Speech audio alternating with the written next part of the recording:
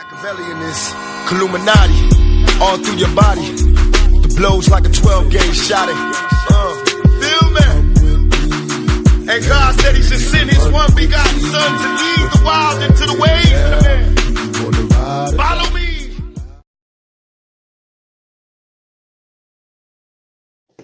Yo les postos, les postas, bienvenue dans cette nouvelle vidéo. Donc, comme vous le savez, Thomas Tuchel est sur la sellette au Paris Saint-Germain.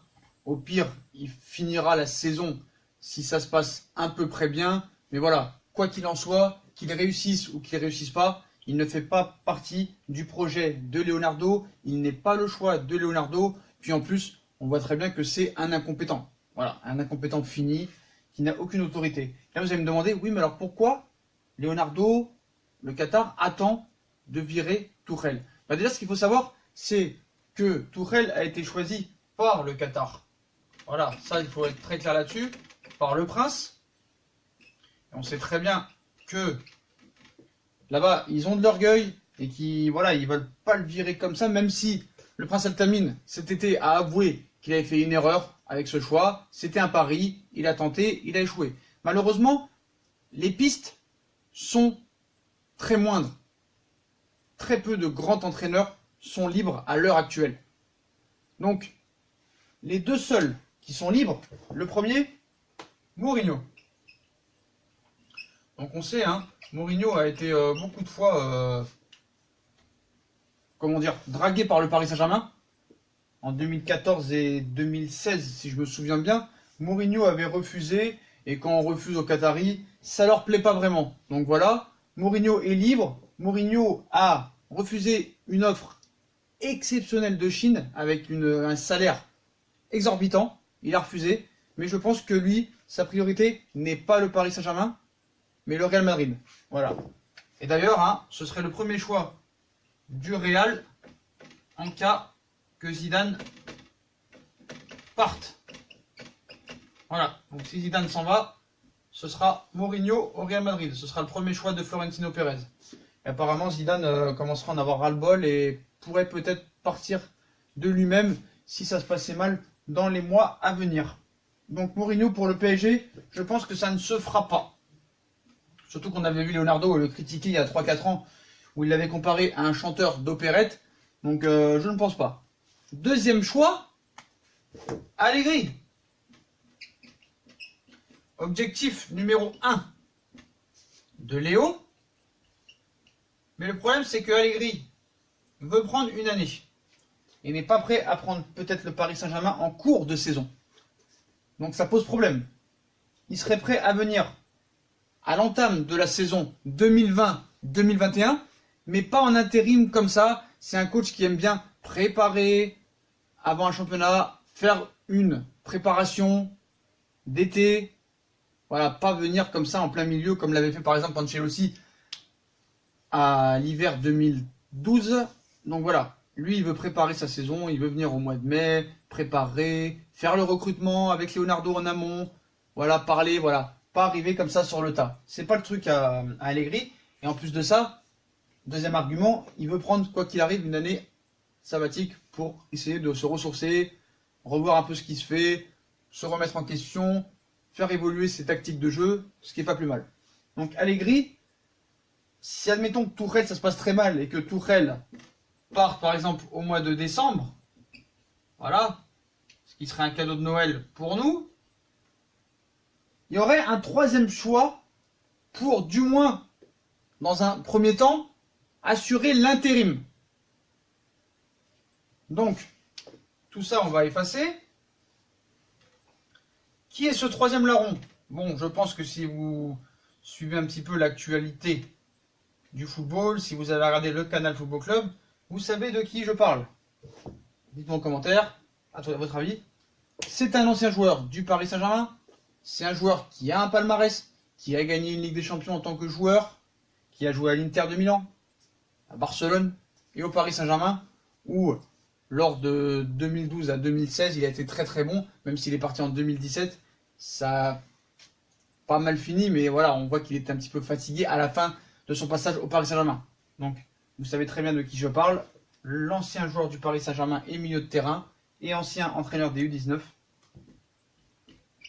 Thiago Motta. Donc Thiago Motta, hein, qui est parti des U19, il a donné une interview au Canal Football Club aujourd'hui où il dit que son rêve est d'entraîner le Paris Saint-Germain. Il avait fait une interview aussi il y a quelques mois où il a dit qu'il rêverait de gagner la Ligue des Champions avec le Paris Saint-Germain, ce que n'a jamais dit Tuchel. Donc le problème, c'est que Thiago Motta, si jamais il viendrait à remplacer Tuchel, si ça se passait mal dans les mois qui viennent, ce serait un pari. Voilà. Aucune expérience. Il a juste entraîné une année les U19. Il n'a même pas été adjoint d'un grand entraîneur comme l'a pu être Zinedine Zidane avec Ancelotti. Donc, voilà.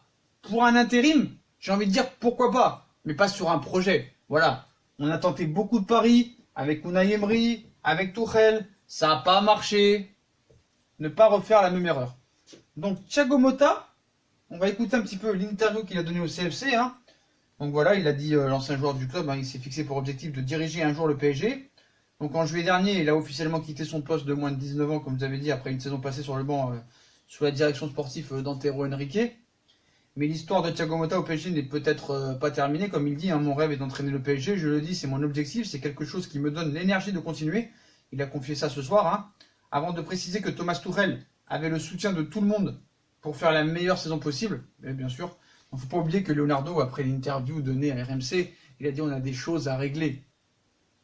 Quelle chose as-tu à régler? Peut-être le problème d'arrière gauche?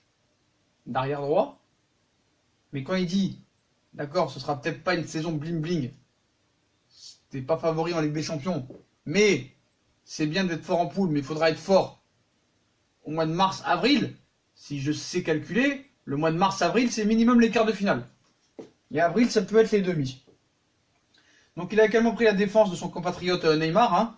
Aujourd'hui, Neymar est là, c'est la réalité. Le faire payer, ça ne sert à rien.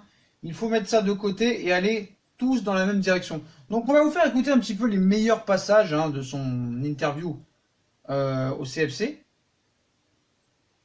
Avec le son si possible, c'est mieux. Je m'occupe un peu plus de mes enfants. Et j'ai le temps aussi de me préparer comme entraîneur. La prochaine saison, mon objectif c'est d'entraîner mon équipe, bien sûr. Entraîner l'équipe 1 du PSG, c'est toujours ton rêve, ton objectif? Bien sûr. La différence que moi, je l'ai dit, c'est mon objectif, bien sûr. C'est quelque chose qui me donne beaucoup d'énergie pour continuer et aussi à avoir ce rêve-là d'entraîner le Paris Saint-Germain, à la différence des autres qui ont envie, mais ils ne le disent pas. Et c'est respectable. C'est respectable, bien sûr. Mais moi, je n'ai pas le pourquoi de cacher, avec le respect pour les supporters, pour l'entraîneur actuel, pour le club.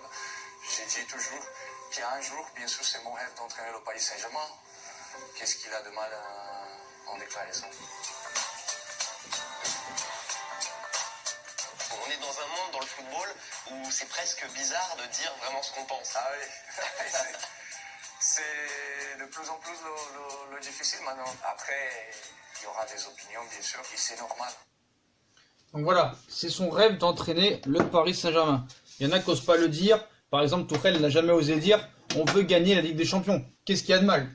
T'as tellement été ridicule l'année dernière que tu n'aurais pas pris beaucoup de risques à dire mon rêve c'est de gagner avec des champions. Donc voilà, il dit qu'il y en a, ils se cachent derrière ça, ils n'osent pas le dire. Lui au moins ose le dire. Voilà, c'est un rêve. Je le dis, c'est mon objectif, c'est quelque chose qui me donne l'énergie de continuer. Qu'est-ce qu'il y a de mal à dire ça? Voilà, donc on voit déjà au niveau de l'état d'esprit. Entre lui et Tuchel, il y a déjà un monde d'écart. Voilà, je vois déjà les pro-Tuchel venir m'insulter en commentaire. Allez-y. Donc, deuxième passage, hein, on va lui poser la question. Est-ce que c'est un recours possible pour le PSG, Thiago Motta? Donc, on va continuer l'interview, les potos. Tu comprends que tu peux être vu comme une épée de Damoclès un petit peu au-dessus de la tête de Thomas Tuchel? Non. C'est un recours. Pas du tout. Pas du tout. Non. Comme j'ai dit, l'entraîneur actuel il fait son travail. Il a tout le soutien de tout le monde pour que cette saison soit la meilleure saison du Paris Saint-Germain. Toi, tu le soutiens aussi?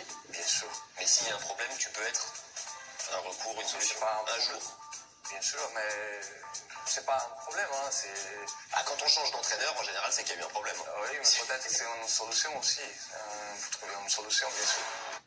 Alors là, c'est intéressant parce qu'on lui dit, est-ce que tu peux être un recours si jamais ça se passait mal avec Thomas Tuchel? Et là, on voit qu'un peu, il bégaye. Il bégaye, voilà. Hein. Donc, c'est possible qu'il y ait quelque chose. On sait très bien que Thiago Motta, c'est Leonardo qui l'a fait venir au Paris Saint-Germain. Là, un petit peu, il bégaye. Il est mal à l'aise. Voilà.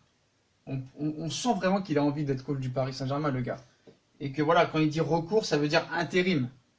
On sait que Tuchel, voilà, Paris va s'en débarrasser. Et cherche à s'en débarrasser le plus vite possible. Voilà.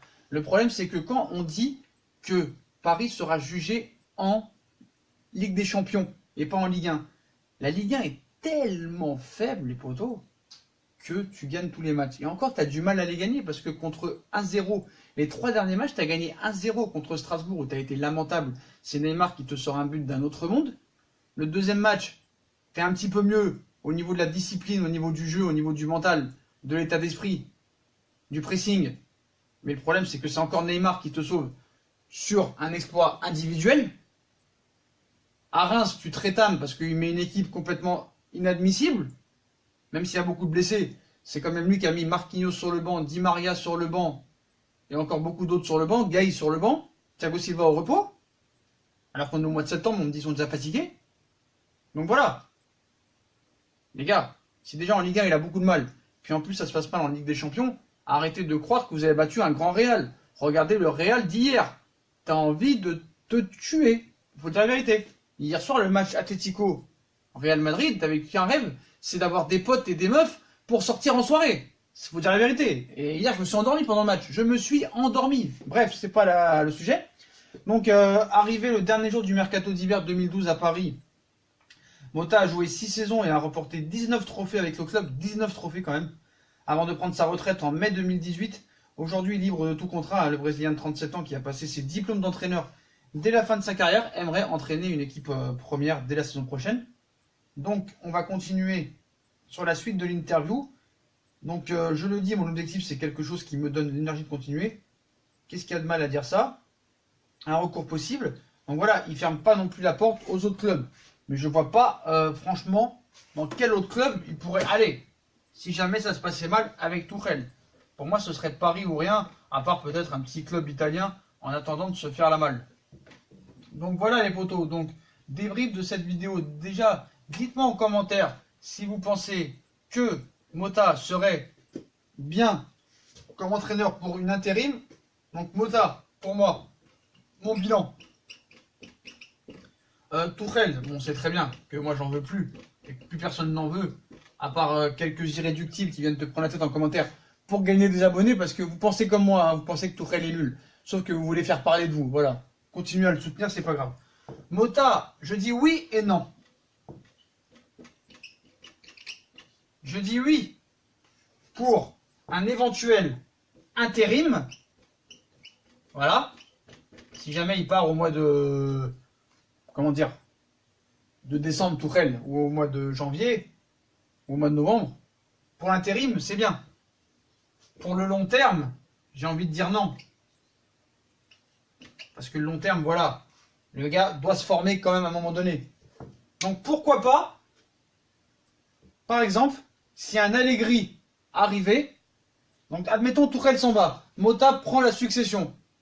Motta fait assez de bonnes choses, mais pas rien d'extraordinaire jusqu'à la fin de mai. Par exemple, on atteint un quart de finale et on se fait éliminer par exemple contre le Bayern Munich ou Liverpool, mais sans avoir été ridicule.